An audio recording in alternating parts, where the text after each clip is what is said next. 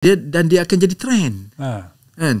So, especially bila ada younger generations of artists, dia believe, dia rasa, oh inilah dia, inilah art, inilah apa yang orang nak, yang kolektor nak.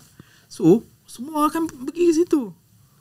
Jadi kita seniman ni sebenarnya kita sepatutnya kita yang membuka jalan untuk kolektor ke, untuk orang lain, untuk public ikut jalan kita yang dibuka. Perspektif berlainan kan, different direction, different angle kita tengok. Benda yang sama semua orang tengok gelas ni kan. Tapi kalau orang semua tengok daripada sini, siapa yang nak bagi apa perspektif yang ni pula? Artis lah.